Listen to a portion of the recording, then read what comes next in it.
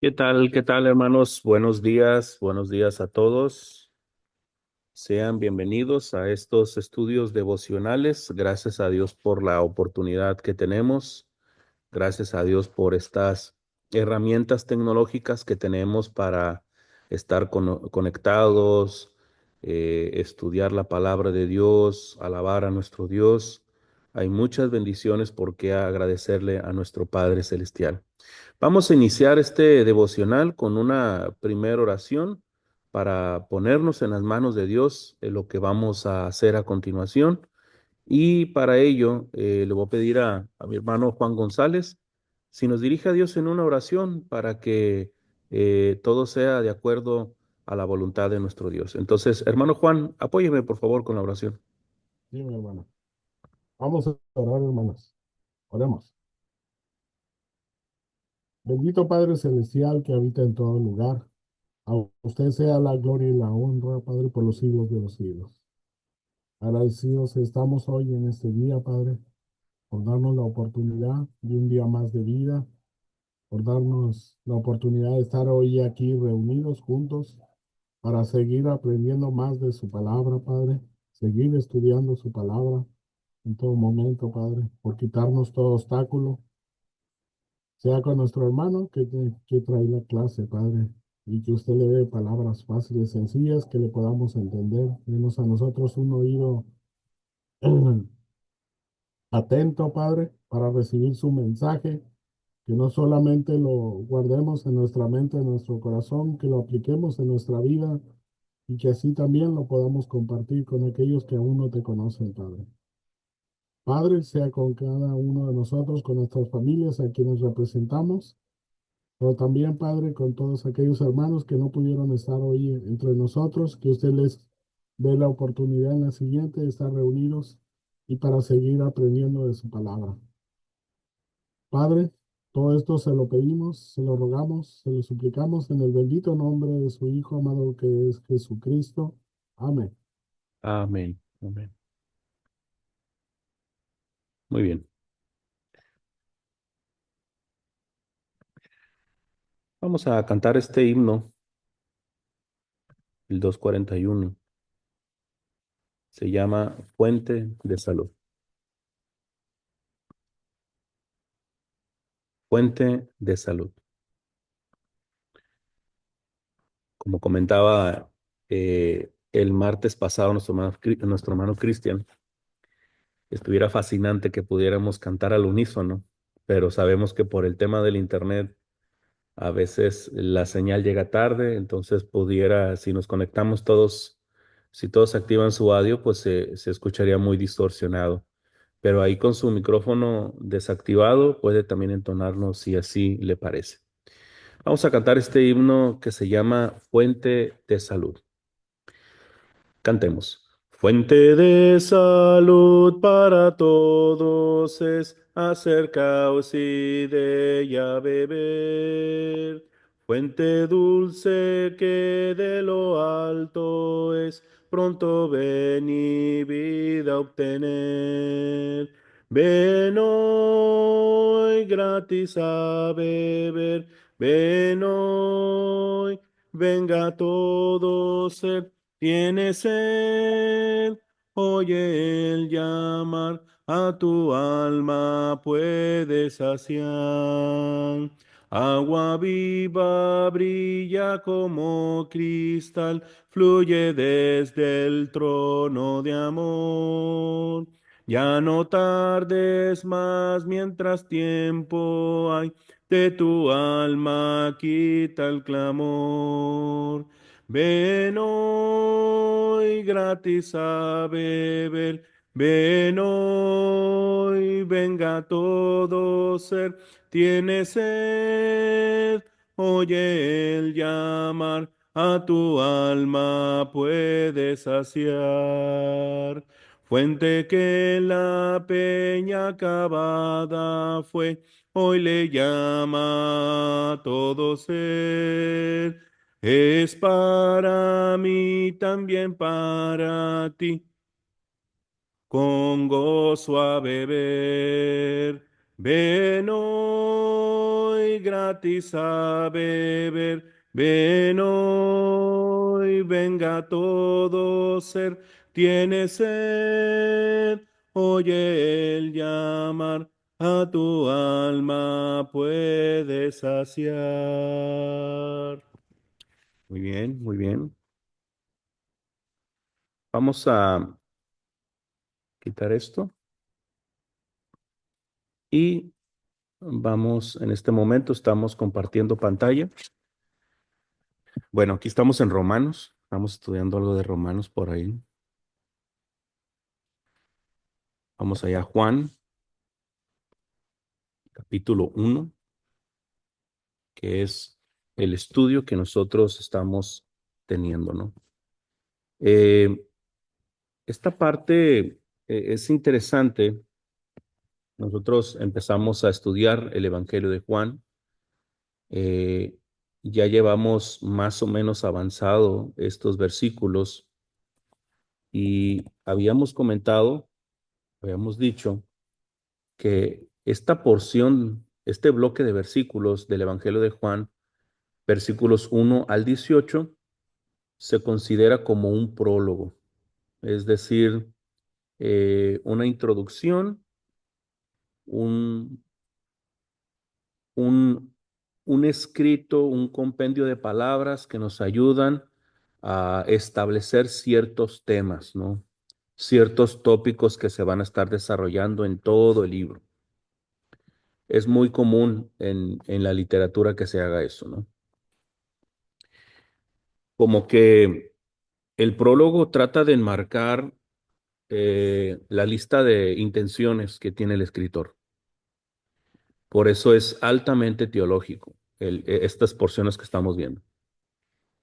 Y cuando nosotros, cuando se analizó el martes pasado el versículo 14, nuestro hermano Cristian no abarcó todo el versículo porque es tan maravilloso el versículo 14, es tan importante y tiene una tremenda carga teológica, hermanos, el versículo 14, que vale la pena detenerse varios minutos.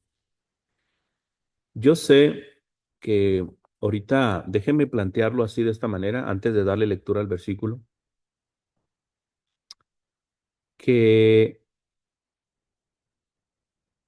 ahorita, cuando nosotros lavamos ropa, pues ya tenemos la bendición de la secadora, ¿no? Pero para los que todavía, yo creo que casi todos nosotros, para los que usamos todavía tendedero, ¿no?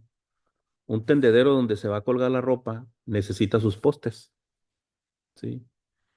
Y en el tendedero pues vas a ir acomodando tus camisas, tus pantalones, tu ropa, ¿no? Así de manera ordenada, ¿no? El versículo 1 es un poste, el versículo 14 es el otro poste que sostiene teológicamente todo esto. Y de ahí van a salir varios temas, el tema de la deidad, el tema de la divinidad, la luz, la vida. Y parece ser que hay otro poste que se va a poner más adelante, que va a ser el versículo 18, pero eso ya luego lo vamos a ver. Pero de entrada, los dos grandes postes de toda esta enseñanza teológica se encuentran en el versículo 1 y versículo 2, ¿sí? Hacen como una especie de sándwich, ¿no? En esa parte. Vamos a darle lectura al versículo 14, ¿sí? Vamos con nuestras hermanitas que nos apoyen con la lectura. Le voy a pedir a mi hermana Lourdes. Nuestra hermana Lourdes madrugó hoy, ¿verdad? Aquí estaba atenta, va, desde temprano. Hermana Lourdes, ¿me apoya por favor con el versículo 14, por favor? Hermana, Adelante. y aquel verbo fue hecho carne y habitó entre nosotros, y vimos su gloria, gloria como del unigénito del Padre, lleno de gracia y de verdad. Gracias, hermana. Gracias. Perdón, hermana Lourdes. La confundí con la hermana Violeta. Oh, es mi hermana, de hecho. Es su hermana. Sí. Mi hermana Violeta, ¿usted le recomendó que viniera o cómo estuvo ahí el asunto? A ver, hermana Violeta.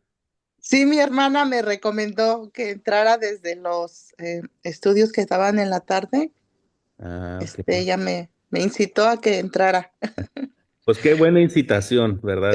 Gracias a Dios, gracias a Dios. Bueno, Sí, muchas gracias, hermana Lourdes. Ahorita me apoya con la lectura, hermana Violeta, ¿ok? sí, Ahorita, está bien. Sí, ahorita lo indicamos. sí. Ok, hermanos, tenemos aquí todavía un versículo que necesita su tratamiento de manera delicada, de manera quirúrgica, de manera clínica, porque cuando dice, y aquel verbo, ¿a qué piensan que está aludiendo eso? Y aquel verbo. Juan, ¿a qué nos está remontando? ¿A qué está aludiendo? ¿A qué está refiriendo? Y aquel verbo. A Cristo, el Hijo de Dios. ¿Ok? Hermano Juan. Sí, a la naturaleza de, de Dios como hombre. Ok. ¿Qué más, hermanos? La palabra, Ok. Muy bien. ¿Qué más, hermanos? Nos remonta mi hermano a que creamos en el Hijo del Hombre, ¿no? Ok. Ok. ¿Saben? En el Hijo de Dios. Ok, exactamente. Miren, dice el versículo 14, y aquel verbo. ¿En qué otra parte de este texto se habla acerca del verbo?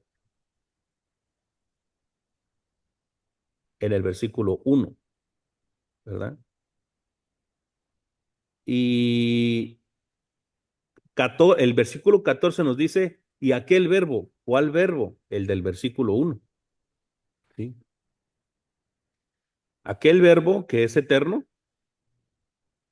aquel verbo, ¿verdad? Aquella palabra, ¿sí? Esa palabra fue encarnada, pero ahorita vamos a eso. Aquel verbo que es eterno, aquel verbo que es coexistente con el Padre, que tiene comunión perfecta con el Padre, pero que a su vez también es Dios, dice, y aquel verbo fue hecho carne, dice. Esta es una de las declaraciones más potentes que hay en la Biblia, hermano, ¿sí? Porque esta fue la gran promesa que venía desde el Antiguo Testamento. Dice, y aquel verbo, remontándonos a Génesis, perdón, a Juan 1:1, y aquel verbo fue hecho carne. Aquí se cumple el nombre que se le da a Jesús ahí en Mateo 1, el nombre de Emanuel, Dios con nosotros, ¿sí? A ver, yo escuchaba en la clase pasada que ya más o menos el hermano Cristian nos estaba explicando, ¿verdad? Y aquel verbo fue hecho carne. ¿Qué significa para nosotros? Ya lo dijeron, dieron algunas pinceladas. ¿Qué significa que aquel verbo eterno, divino, se haya hecho carne? Inclusive utilizó la palabra griega para carne. Pero ¿qué significa para nosotros que se haya hecho carne? Que habitó entre nosotros, hermano. Ujú, ok. Y si habitó entre nosotros, quiere decir que se humanizó. Y si se humanizó, se encarnó, ¿qué tipo de experiencias tuvo? Les escucho. dejó su apariencia divina. Ok, Hambre, sed, ok. Sufrió, sufrimientos. Ok. padeció, ¿Qué más, hermano Juan? padeció de frío, de sed. Eh, Creo que eh, Dios, Cristo padece lo que comúnmente nosotros podemos padecer sufrimiento en este mundo. pero nos da un ejemplo de que si Él pudo, nosotros también lo podemos hacer. Claro. Esto nos lleva a una conclusión. Ya no nos vamos a meter sobre el concepto de sarx en griego, pero ¿a qué conclusión llegamos? Llegamos a la conclusión de que Él nos puede entender. Él nos entiende. ¿Sí? Él entiende la lucha carnal que tiene el hombre. Él nos entiende cuando no tenemos cuando perdemos a un ser amado. Él entiende las hambres, la sed, el ataque, el escarnio. Él entiende todo eso. ¿Sí? Por eso es Emmanuel. Por eso es Dios con nosotros, Jesucristo. ¿Sí? Entonces, esa es la gran promesa cumplida en las Escrituras. Y aquel verbo fue hecho carne. Y también, es importante que nosotros entendamos, y lo comentaba mi hermano Cristian el martes pasado, esta es una de las máximas en la apología, sobre todo en aquel tiempo, porque acuérdense que la apología es defensa de la fe. Juan escribió esto para defender la deidad, pero también la humanidad de Jesús. Porque acuérdense que los hermanos del primer siglo todavía estaban imbuidos, estaban con una línea del pensamiento griego en donde era inconcebible que un Dios se hiciera carne. Probablemente había algún tipo de teofanías por ahí donde bajaba Zeus y se apareaba con algunas humanas por ahí, y por ahí tenía algunos semidioses de según la mitología griega, ¿no? Pero aquí en este caso no es así, ¿no? Aquí está atacando la ideología de que Jesús era un espíritu o una especie de fantasma, como lo dicen algunos expositores por ahí torcidos. Una vez escuchaba decir a Marcos Witt que cuando Cristo vino era como un fantasma, dicen. O sea, no, eso es una blasfemia. No, Cristo se hizo carne. Cristo, inclusive de bebé, podríamos pensar también en esos términos, tuvo las necesidades que tenía un bebé, ¿sí? Lloró por la leche materna, ¿sí? Y también fue instruido como un niño judío, ¿no? Y tuvo las necesidades de un ser humano. Entonces, en esos aspectos podemos confiar y podemos descansar en la mano de Dios, de saber que Él nos entiende, que Él nos comprende. Así que podemos acudir a Él. Ahora, sobre este aspecto, hermanos y hermanas, sobre de que Dios nos entiende, ¿cómo se sienten ustedes al saber eso? ¿Cuál es su perspectiva? ¿Cuál es su sentir al racionar eso, hermanos? Los escucho. Confianza, seguridad, hermano. ¿Qué más, hermanos? Gracias, hermano Juan. El saber que mora en nosotros. Recordemos que eh, Jesús se tabernaculizó, pero a la vez mora en nosotros a través del Espíritu Santo. Y eso es algo hermoso, maravilloso, que si lo entendemos, somos privilegiados aquellos que hemos creído en su nombre y en todo lo que ha hecho Dios por nosotros, ¿no? Como que, También, sí, hermano José, adelante. y también nos entiende en nuestras debilidades, lo que pasamos como seres humanos en este mundo, nuestras frustraciones, porque también hay ejemplos donde Jesús se frustró, se enojó. Entonces todo eso lo considera uno y vemos que si Jesús pasó por eso y mantuvo una disciplina delante de su Padre, Dios, esto nos enseña a nosotros que también podemos hacerlo. Así es. Y no estamos solos, hermano José.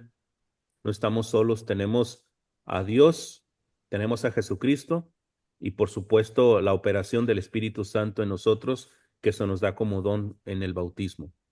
¿Alguien más quiere hacer algún comentario? Sí, también experimentamos su perdón.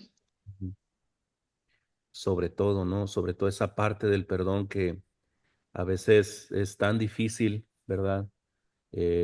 Fíjese, yo me he dado cuenta en la vida, ayer platicando con un hermano, tenía una plática con un hermano y saben que a veces, eh, bueno, yo no sé si les pasa, si les sucede, pero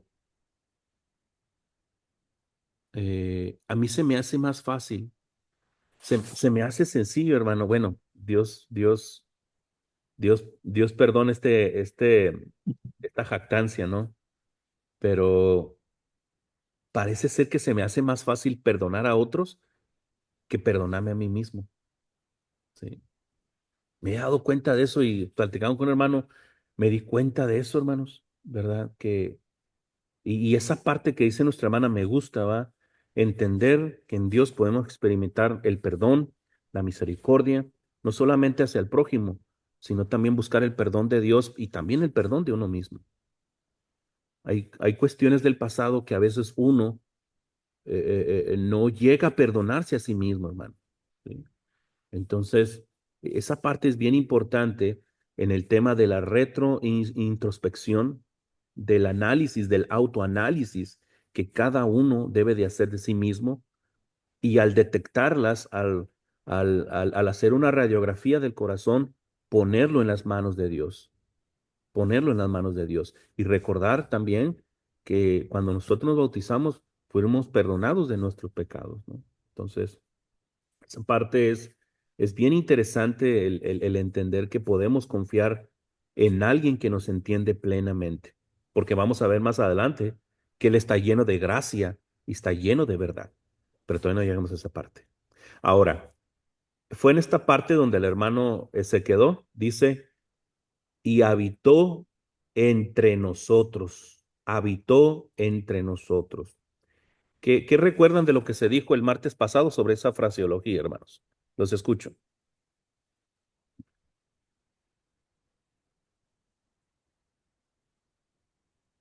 El que quiera participar, ¿eh? Y habitó entre nosotros. O ya lo hemos comentado ahorita. A ver, aquel verbo se hizo carne y habitó entre nosotros. Hermano Juan. Y es que decía el hermano, comentaba el hermano Cristian que esta expresión de habitó entre nosotros nos habla de la humanidad de Cristo entre nosotros. Y, y algo que podemos decir es que Jesús nunca perdió su divinidad. Es algo que podemos ver que eh, habitó entre nosotros, pero mostró su lado humano Ujú. para enseñarnos eh, su amor por nosotros y como usted lo dijo, hermano, comprendernos, porque realmente nosotros ni siquiera alcanzábamos la salvación, no éramos su pueblo escogido. Ahí podemos ver cómo, cómo el amor de Dios se manifiesta y, y nos habla de un rescate y que es a través del arrepentimiento y es como obtenemos la salvación a través declarando que Jesucristo es el Hijo de Dios, ¿no? Así es.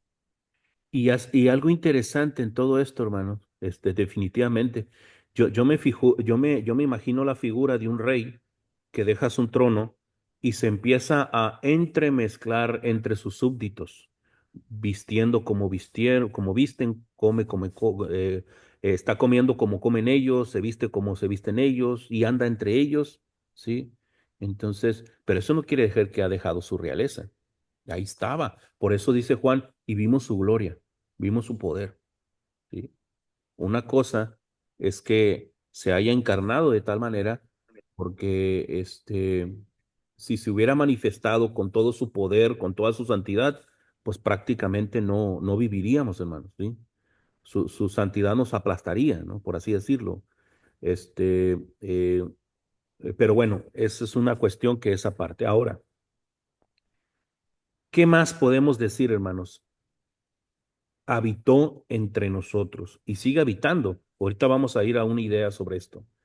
¿Qué más pueden decirme los demás hermanos sobre esta frase y habitó entre nosotros? Los escucho. ¿Qué más se les viene a la mente? Hermano, el hermano Cristian ahí fue donde utilizó más la palabra que se tabernaculizó, Ujú, de lo cual nos explicó la palabra esqueno, ujú, ¿verdad? Donde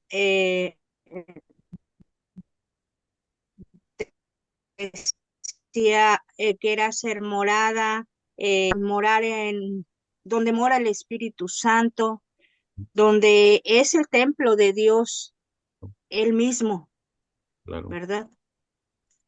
Ujú. Ahí quería llegar, hermana. Gracias, hermana Alma Rosa. Ojo con esto. A esa parte quería tomarle un poquito. Es interesante.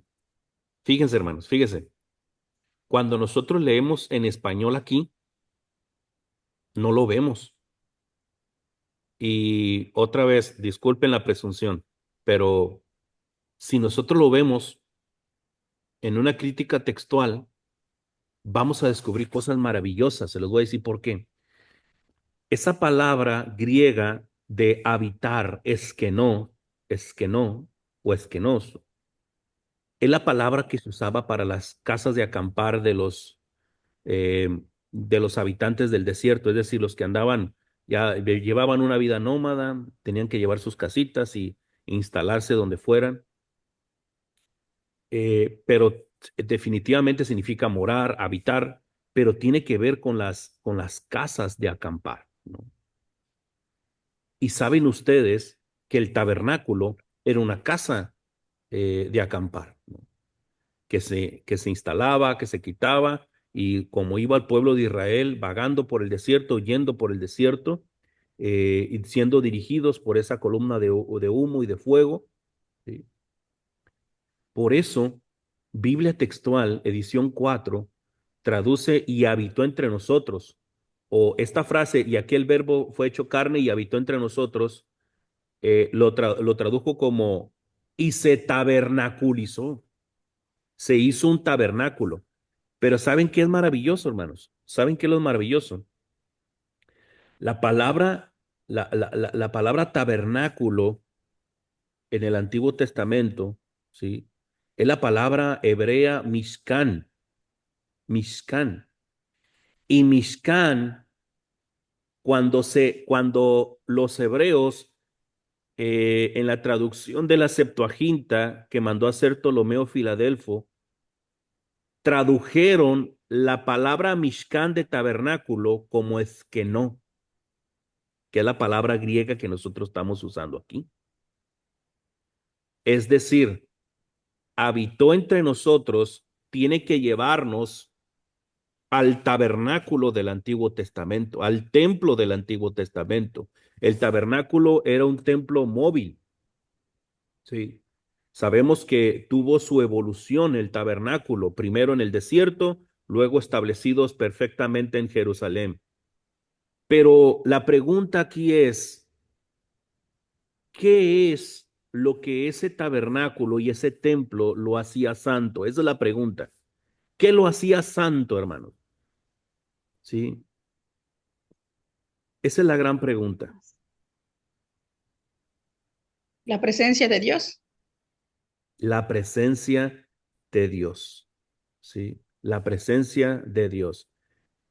Los judíos le llaman, es la gloria de Dios, pero también se le conoce como la Shekinah. Se cree que la presencia de Dios estaba sobre el arca del pacto y el propiciatorio. Había dos querubines y se creía que estaba ahí la gloria de Dios gravitando como si fuera un trono, el arca del pacto, gravitando la presencia de Dios ahí. ¿Sí? Entonces, esto, ¿verdad? esto que estamos viendo es grande, ¿sí? Porque alude precisamente de la necesidad. Miren, y el tabernáculo también era instalado, ¿sí? En medio, si nosotros estudiamos un poquito Éxodo y Números, vamos a ver que en medio de todo el pueblo que andaba vagando por el desierto, siempre se instalaba el tabernáculo en medio del pueblo. ¿Sí? ¿Sí? Entonces, sabemos que la presencia de Dios estaba en el tabernáculo, la presencia de Dios estaba en el templo salomónico. Si no más me equivoco, en el libro de Ezequiel dice que la gloria de Jehová abandona el templo. Sí, sí. No me acuerdo si es Jeremías o Ezequiel. Sí, creo que es Ezequiel, que dice que la gloria, la presencia de Dios se va del templo. Ahora nos topamos en este versículo y aquel verbo fue hecho carne y habitó entre nosotros y vimos su gloria. ¿Sí? Es decir, la presencia de Dios nuevamente está en medio de nosotros. ¿Sí? Entonces, ahora, eso es histórico. ¿Sí? Sabemos que en este tiempo no tenemos un tabernáculo físico hecho de basas de plata, madera de acacia, esas lonas que servían como techo, de tejón, de delfín, esas placas de oro, todo ese mobiliario de oro, ese incienso. Ya no tenemos un templo en esos términos materiales. Ahora, la pregunta aquí es, hoy, en el Nuevo Testamento, ¿sí?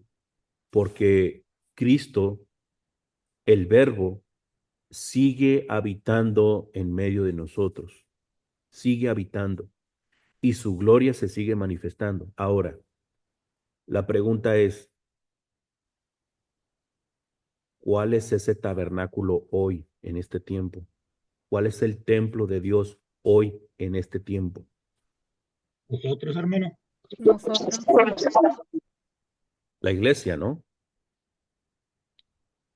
Iglesia, pero bueno, la pregunta es, usted corríjame si estoy mal, es la iglesia, se entiende, pero también en lo individual, nosotros como personas individuales tenemos que mantener este tabernáculo santo, santificado, apartado para Dios. Es correcto, es correcto. Hay la iglesia, el templo de Dios es la iglesia de Cristo. Y ese templo está conformado de ladrillos no materiales, sino espirituales. Ese es el argumento del apóstol Pedro ahí en su carta, ¿no? Que cada uno de nosotros somos parte del edificio espiritual. Cada uno de nosotros somos un ladrillo espiritual en el templo de Dios. Y el argumento del apóstol Pablo en la primera carta a los Corintios, capítulo 3, ¿sí? Cuando ataca precisamente la división de la iglesia, él dice, oye, estás destruyendo el templo de Dios, el cual es santo, dice. Se refiere a la iglesia, al conjunto de hermanos.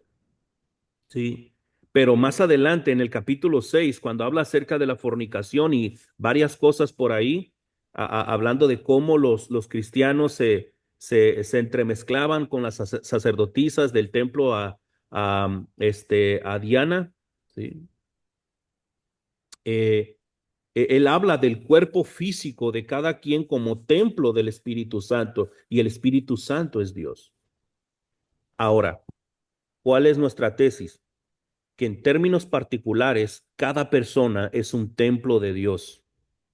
Es un templo de Dios. Y en términos colectivos, la iglesia es templo de Dios también. ¿sí? Entonces, entendiendo esta parte, sabemos y entendemos que no es un edificio físico, material, de cemento, de ladrillos, de tantas cosas así, ¿no? Sino se refiere más bien a el colectivo de hermanos en Cristo. Ahora, esta parte también es interesante, ¿no? Porque nos ayuda a entender que a través de su Santo Espíritu, Cristo mora en nosotros. Pero también vamos a leer, hermana Violeta, vamos allá a Hebreos, ¿Hebreos? Hebreos 2:12. Sí, hermano, permítame. Y si no, ahí está en la pantalla. Mire, Ok, Hebreos sí, 2 habla acerca de Jesucristo, para que quede claro este asunto. Esto es una alusión a, si no me equivoco, al Salmo 22, versículo 22, más o menos, 21 más o menos. Pero va a leer el Hebreos capítulo 2, versículo 2, hermana, por favor. sí. Anunciaré a mis hermanos tu nombre. En medio de la congregación te alabaré. Hermanos, ¿quién está en medio de la alabanza congregacional? ¿Quién está en medio de la iglesia? Dios, Dios, pero particularmente, ¿qué persona de la deidad? El Cristo. Espíritu Santo. Jesucristo. Jesucristo, hermanos. Él está, ¿ustedes creen que es el predicador que está dirigiendo todo ahí o el que está al frente? A lo mejor en términos materiales tal vez sí, pero yo personalmente, hermanos, yo me tomo, procuramos tomarnos en serio la adoración. Ujú. Procuramos tomarnos muy en serio. Debe de ser reverente, por supuesto. Tiene que estar, porque ¿saben qué, hermanos? Apelo a la imaginación al decir que yo me imagino que Cristo ahí está en medio, ¿sí? Cada vez que me paro en un domingo al frente, yo imagino que Cristo está ahí viéndome a ver, ¿realmente está utilizando bien ese versículo, Horacio? ¿Realmente eso fue lo que se trató de decir en las Escrituras? O sea, yo medito en eso. Hermana Violeta, ¿Sí? ¿iba a comentar algo, hermana? Oh, no. Se me olvidó quitar el... Ah, ok. Gracias. Está bien, hermana. Entonces, Sí. eh, al meditar en esto, hermanos, ¿a qué conclusión llegamos? Sabemos que Cristo está en medio de la iglesia, está en medio del templo, ¿sí? Pero ¿a qué nos motiva esto, hermanos? ¿A qué conclusión llegamos con todo esto? Los escucho.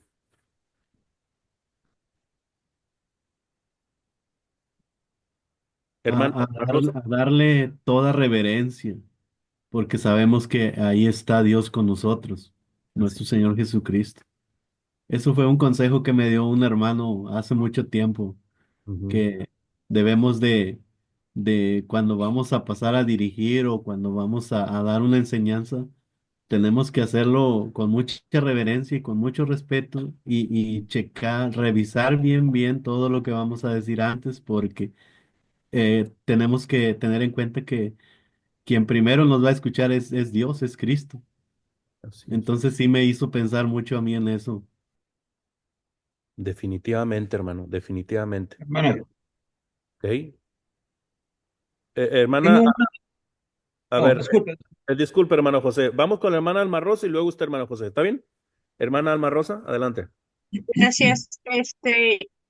Yo pienso que precisamente el estar Cristo como inspirador, eh, particularmente con los hermanos que nos dan la palabra, nos dan la enseñanza, Él transmite su inspiración por medio de ellos. Él es el intercesor para que todo lo que el Padre quiere que se haga, la inspiración también sea por medio de Él, así como del Espíritu Santo, que también se siente y que todos nosotros, los que somos los miembros del cuerpo, lo llegamos a sentir en nosotros y es por ello que nos motivamos a seguir sus mandamientos. Esa parte es bien importante. el Espíritu de Cristo? ¿Podemos experimentar el Espíritu de Cristo en el lugar donde nos reunimos? Esa es la gran pregunta. Voy a adorar yo el primer día de la semana y siento ese espíritu. Sabemos que no debe de ser sentimental, hermanos, pero tampoco lo tenemos que cancelar, hermanos. Sí, o sea, sentimos alegría, sentimos contentamiento, sentimos arrepentimiento, tristeza, cuando de repente nuestros hermanos nos tiran alguna pedrada y dices, oye, sí es cierto, estoy fallando en esto, ¿no? Hermano José. Hermano Horacio, este, yo tomo en cuenta mucho lo que dice Salmo 100. Esa, yo lo relaciono dentro cuando uno va a la iglesia. Ujú. Y si me permite leer unos versículos. Échale, hermano. Ok. El 1 dice, cantad alegres. ¿Cómo debemos estar delante de Dios el día de reunión? Sea el miércoles o sea el domingo. Ujú. Segundo, alegría. Debemos ir con muchísima alegría y con muchísimo regocijo. Hay tres cosas ahí que yo miro. Y, y reconocer que Jehová es Dios. Él nos hizo a nosotros, no nosotros a nosotros mismos. Entonces, somos pueblo de Él, ovejas de su prado. Es del 1 al 5, pero ahí nos dice que cómo debe ser nuestra actitud delante de Dios cuando estamos delante de Él. Tenemos que llevar una actitud correcta en cuanto al servicio a Dios, porque estamos en la presencia de Dios. Claro, definitivamente. La alegría, ¿no? Y ese salmo habla bastantes elementos que pudiéramos discernir, ¿verdad? Muy bien, hermano, muy bien. Entonces, continuando con esto, si me lo permiten, sí, si me lo permiten, eh, vamos a Juan 1:14. Sí. Luego hay una frase entre paréntesis, y dice, y vimos su gloria, gloria como unigénito del Padre, dice. Miren, nosotros fuimos al pasado con el tabernáculo. Nos fuimos al futuro, en este tiempo particularmente, cómo se aplica el tema del tabernáculo, el templo de Dios hoy en este tiempo. Pero también ustedes necesitamos entender cómo fue entendido eso en ese tiempo. Juan estaba hablando en términos de que Dios se encarnó en la persona de Jesús y al encarnarse, al experimentar todas esas limitaciones humanas, ¿sí? Dando cumplimiento al nombre de Manuel, Dios con nosotros, dice, a pesar de todo eso, dice, y vimos su gloria.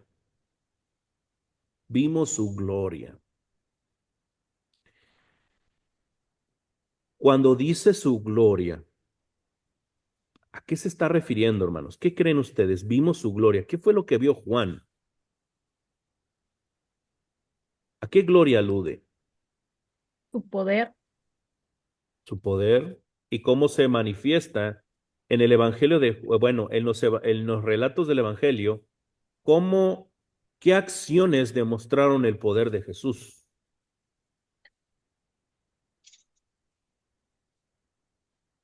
Las señales que él hizo, hermano. ¿Ok? ¿Cuáles señales? Bueno, una es convirtiendo el agua en vino, si se ¿Ok? puede decir.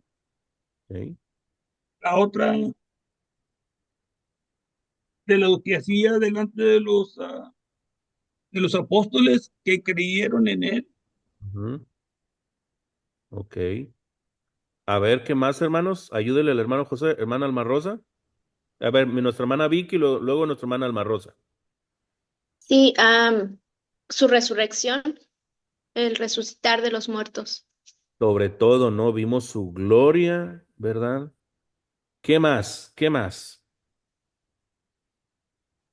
Vimos que Él creó vida, Él nos reveló, Ujú. nos dio la luz, Muy bien. Miren, la salvación. Ok. nos quitó pecado y nos... Disculpe, hermana Alma Rosa, es que se le cortó, disculpe. Creo que usted estaba hablando. Disculpe.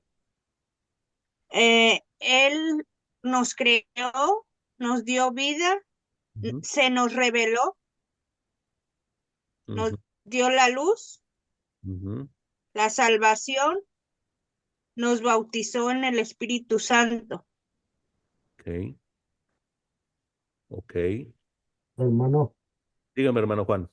eh, perdón si ya terminó nuestra hermana Alma. Sí, Eh, adelante, hermano. Algo que podemos ver es que mostró su naturaleza humana, Ujú. pero algo esencial que nos muestra Cristo es la esencia del Padre. Ajá. Ahí podemos ver que Cristo nos muestra la esencia del Padre, que si lo hemos visto a Él, hemos visto al Padre, y quienes lo hemos visto y que obedecemos, pues sabemos que algún día le veremos tal como es. Ujú. Y sobre todo en el versículo 18 dice, miren, a Dios nadie le vio jamás, el unigénito Hijo que está en el seno del Padre, Él le ha dado a conocer. Esa palabra conocer, más adelante la vamos a analizar, pero sí, una de las grandes cosas es que nos revela al Padre. Ahora, ¿alguien quiere decir algo más? Hermano José, creo que lo que lo interrumpe. Ah, no, no sé si comentó usted. ¿Alguien más que quiera comentar que diga y vimos su gloria, vimos su poder, sus señales? ¿Qué más, hermanos? Gloria como del unigénito del Padre, dice. Sí. Cuando sanaba a los enfermos, Todo tipo sanó todo tipo de enfermedades, ¿no? Unas incurables, otras de nacimiento, ¿sí? Seguramente, aquí hay mucho debate, hermanos, si se habla acerca en términos de sus señales o milagros que hizo, pero también hay unos que lo reducen o lo simplifican cuando en Mateo 9 suscita los eventos en el monte de la transfiguración, ¿sí? Entonces, muchos creen que fue a ese evento al que alude. Recuerden que los que evidenciaron esto, pues fue Pedro, Jacobo y Juan, ¿no? Y se revela nuevamente del cielo, sale una voz que dice, este es mi hijo amado, ¿sí? A él oíd, dice, ¿sí? Entonces, ahí donde Jesucristo se transfiguró, donde mostró su poder, su gloria, ¿sí? Ahí lo mostró enfrente de sus discípulos, ¿no? Muchos creen que alude a eso, otros a las señales. Pero también su gloria puede aludir, como dijo nuestra hermana Alma Rosa, mi hermano José, hablan de su doctrina, de su enseñanza, de su amor, y de todas aquellas cosas que son salvíficas para el alma del hombre, ¿no? Pero obviamente esto se tiene que concatenar con la frase gloria como del unigénito del Padre, monógenes, el único hijo del Padre, ¿sí? Creo que ya hemos analizado qué significa que Jesús sea hijo de Dios. ¿Qué significa esa frase, hermanos? Los escucho. Significa único. Ok. Hay algo más, y tiene que ver con la naturaleza que ha mencionado nuestro hermano Juan. ¿Qué significa que Jesús sea el Hijo de Dios? Se los voy a poner en estos términos. ¿Alguien quiere responder o les explico? Hermano Iván, adelante. Nos habla de autoridad, ¿no, mi hermano? Y entonces estamos viendo la misma deidad, digamos. Sí. A veces nosotros lo confundimos y lo ponemos como el unigénito, o sea, mi hijo primero, y él no es, digamos, él es el creador, entonces no podemos ponerlo a ese nivel, y él tiene que ser superior a todo, como nos lo explica. Entonces, Viene de autoridad, mi hermano. Ok. Hermano Juan.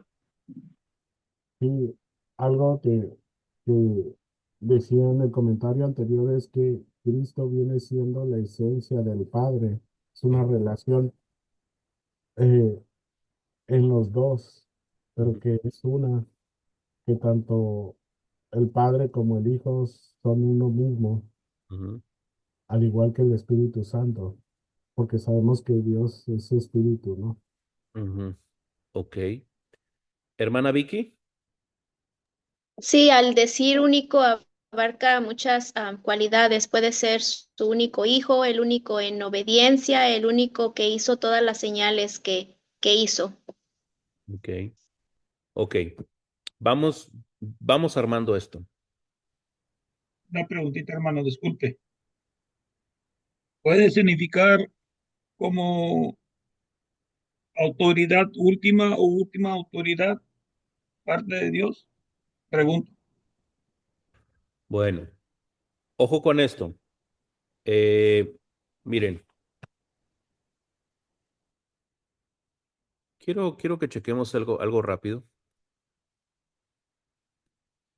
A ver, vamos a ver la palabra griega que se maneja aquí. A ver, gloria. La palabra doxa.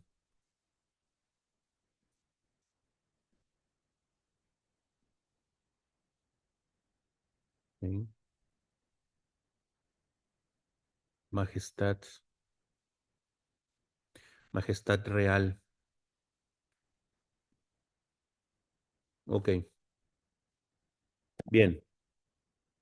Miren, hermanos, la palabra doxa griega que se utiliza ahí, obviamente que sí habla de majestad, de poder real, pero va más allá de eso, hermanos. Definitivamente Cristo tiene autoridad, tiene poder, tiene todo, es todopoderoso. Pero cuando dice, y vimos su gloria, gloria como del unigénito del Padre, ¿qué, qué significa que Jesús sea el Hijo del Padre? Que así como Dios es omnipotente, es omnisciente, es omnipresente, omnibenevolente, es justo, santo, eterno, y todas las cualidades, como mencionó mi hermana Vicky, todas esas características que conforman la gloria de Dios, las tiene Jesucristo. No, por eso no es apropiado decir que dejó su divinidad.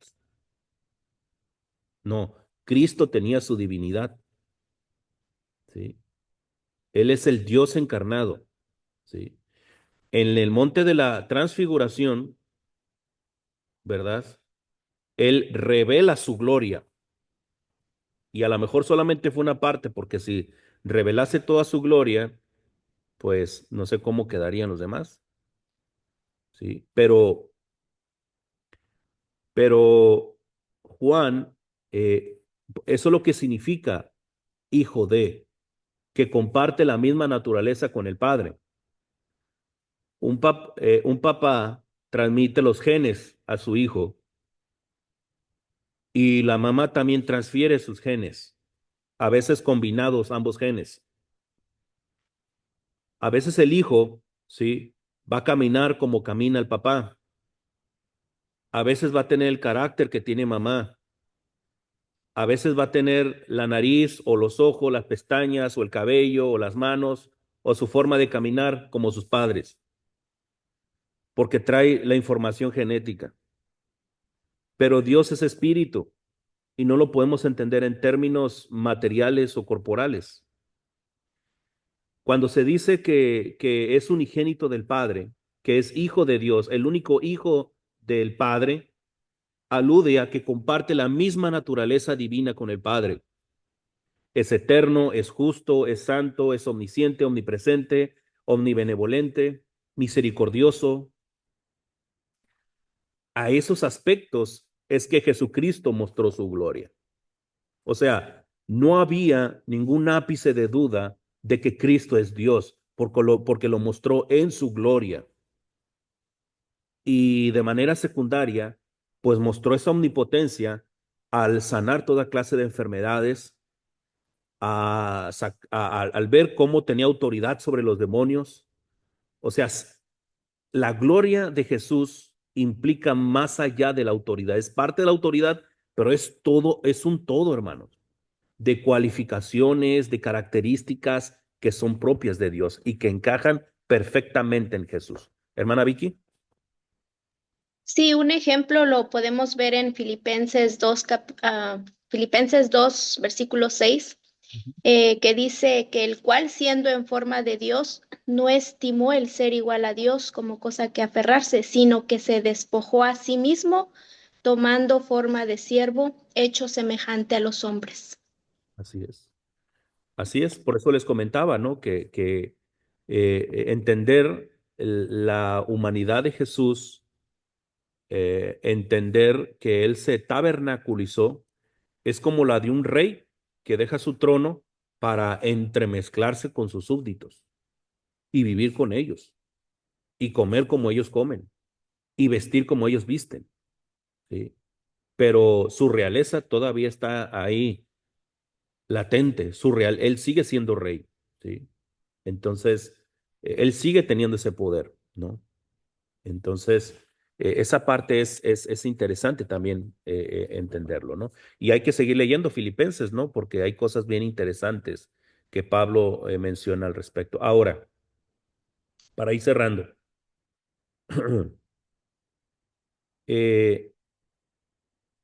dice, y aquel verbo fue hecho carne y habitó entre nosotros, dice, está aludiendo al tabernáculo, al templo veterotestamentario, donde en Ezequiel dice que su presencia se fue, ¿sí? Su gloria se fue.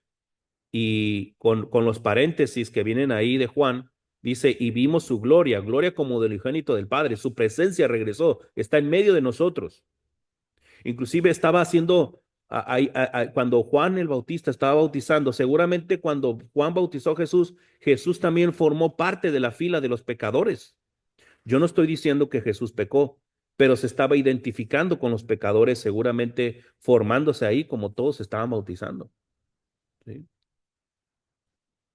Y vimos su gloria, dice, la Shekinah, la doxa, gloria como del unigénito del Padre, dice. Y cierra los paréntesis y dice, lleno de gracia y de verdad. Lleno de gracia y de verdad. ¿Saben, hermanos? Ya se nos acabó el tiempo, pero solamente quiero explicar esto. Cuando dice lleno de gracia, la palabra lleno es una palabra que se utilizaba en la náutica, ¿sí? Los marinos de una barca que está plena, que está llena, ¿sí? Cuando dice lleno de gracia y de verdad, significa que eso es lo que traía precisamente ese verbo encarnado. Gracia, el mayor don que Dios nos ha dado es su gracia y su verdad. ¿Sí? Sí, es bueno que nos alimenten. Sí, es bueno que nos curen de enfermedades. Sí, es bueno que nos saquen de problemas. Pero lo que Él nos traía desde la eternidad es esa gracia, es esa verdad. Y concluyo con esto. Pablo le dijo al Señor, quítame este aguijón, te lo he rogado 3 veces, quítamelo. Y el Señor le dijo, bástate mi gracia, porque mi poder se perfecciona en la debilidad. La pregunta es, ¿qué es la gracia? La gracia es el don de Dios. ¿Y cuál es el don de Dios a la humanidad? Jesucristo. Jesucristo es la gracia. La gracia porque en Él podemos tener perdón de pecados, porque en Él somos reconciliados delante de Dios, en Él nos convertimos en amigos de Dios En Jesucristo somos adoptados en la familia de Dios. En Jesucristo son perdonados nuestros pecados. En Jesucristo recibimos el don del Espíritu Santo. En Jesucristo nos convertimos el templo del Espíritu Santo. En Jesucristo somos librados del pecado y la lista sigue. Por eso le dice el Señor a Pablo, bástate mi gracia es más que suficiente. Dice. Pero aquí le vamos a parar y ya le vamos a dejar esa parte al hermano Cristian para el próximo martes. A ver si alcanza, porque anda de viaje, anda de gira artística nuestro hermano Cristian por tierras regias. No, es broma, anda allá visitando a nuestros hermanos en Monterrey, Nuevo León. Dios les bendiga a todos, hermanos. Vamos a despedirnos con una oración. Hermano Iván, nos despides con una oración, por favor. Disculpen que ya no haya comentarios y preguntas, hermanos. Ya estamos sobre el tiempo. Hermano Iván, ¿nos despides, por favor? Amén, hermano. Oremos. Amadísimo Padre, Padre bello, le agradecemos este día que usted nos ha prestado, Señor, ha puesto en bien poder reunirnos para escudriñar su palabra. Gracias por nuestro hermano Héctor, que usted también le llene de gracia a él como a cada uno de nosotros, Padre. Padre, le agradecemos mucho porque usted ha hecho posible lo que dar a su unigénito. Usted ha hecho posible poder venir y librarnos, Señor, de todo lo mal que hay. Le rogamos que usted en un momento salga del camino. Le agradecemos por cada uno de los hermanos que están aquí oyendo y también los que van a oír esta palabra, es la cual nos lleva a toda. Por favor, sé con cada uno de nosotros. Y esto le llegamos a pedir en nombre de Cristo Jesús. Amén.